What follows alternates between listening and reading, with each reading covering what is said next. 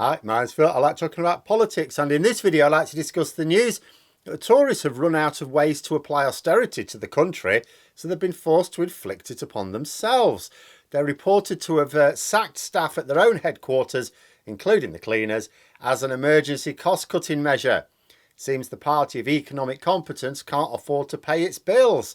But first, if you'd like to be notified of daily news and politics, please subscribe to the channel and click the bell notification icon.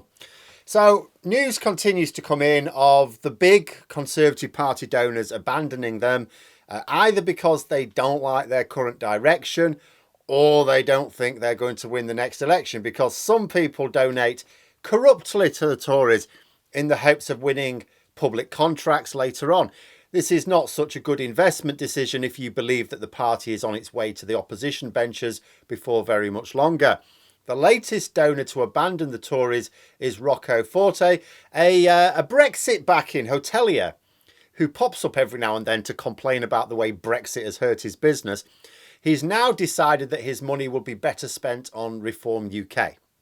Perhaps he thinks they can pressure the Tories into even more policies which benefit the ultra-wealthy, although how that's going to work when they're in opposition, I have no idea. I might have mentioned that he supports Brexit, so joined up thinking may not be his forte, if you'll pardon the expression.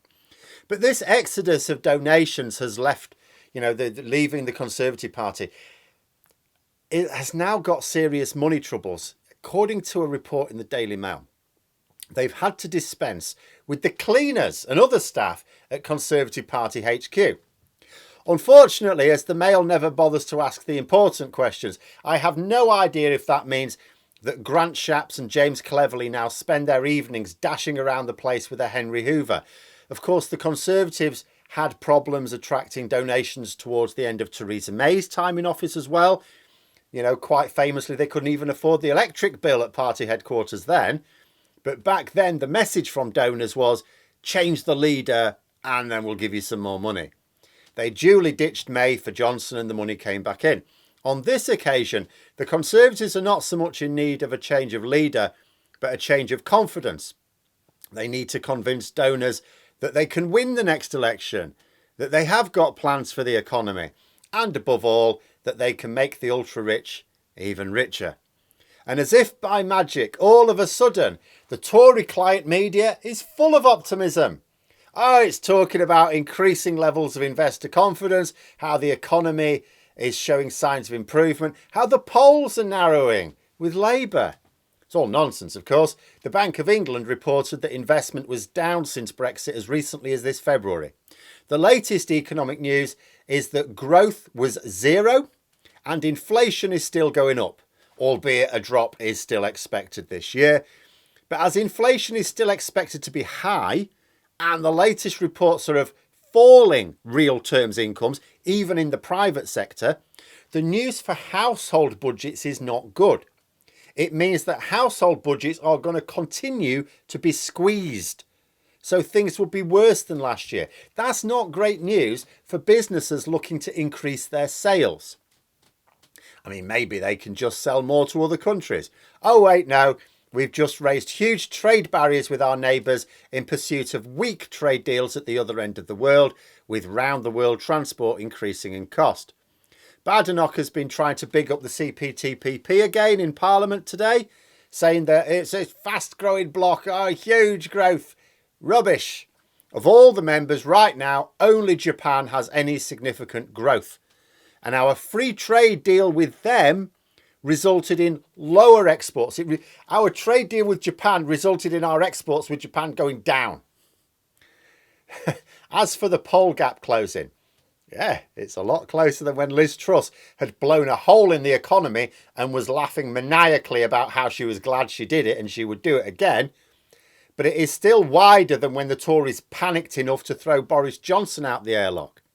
And as if to highlight the point, I have seen two polls published which carried out its fieldwork after the Labour attack ads began. Omnisys and YouGov, with the latter being one of the good ones. And both have showed Labour extending their lead again. Like I keep saying with these polls, they fluctuate a lot. Up and down, up and down, up and down. Look at the line of best fit over time. It's not one of Labour opening up a wider lead with Sunak, but it is also not one of Sunak getting the Tories back on top either. So if the Conservatives are hoping to win donors back to their cause with some mindless message of hope in the Daily Express or the Daily Telegraph, then they must be utterly committed to the adage that a fool and their money are soon parted. As for public confidence, this week's not looking very rosy for them. Rishi Sunak is under investigation for effectively dodgy financial dealings, and the Conservative Party can't afford to maintain their own party headquarters due to lack of funds. Maybe they can get some of their right-wing commentators to offer them some advice on better budgeting. Maybe they should just cancel their Netflix subscription or something. In many ways, the Conservatives are actually quite lucky that the SNP have chosen to self-destruct, allowing an easy distraction away from the financial mess which the Tories have inflicted on both themselves and the country. In fact, given that all the data which can possibly be used to interpret the success of the Conservative government leads to the clear conclusion that they need removing from office with all haste, you wonder what made Sunak take leave of his senses yesterday and suggest that the general population should all get better at maths. No wonder even his own education secretary shot the idea down in flames shortly afterwards. The last thing the Tories want is people being able to read data. They'll never get their cleaners back. But there we are. Those are my thoughts. Let me know yours in the comments below. I hope you found the video interesting. If you did, please click the like button. And if you'd like to support the channel further, the join button for memberships. And until next time, I'll see you later.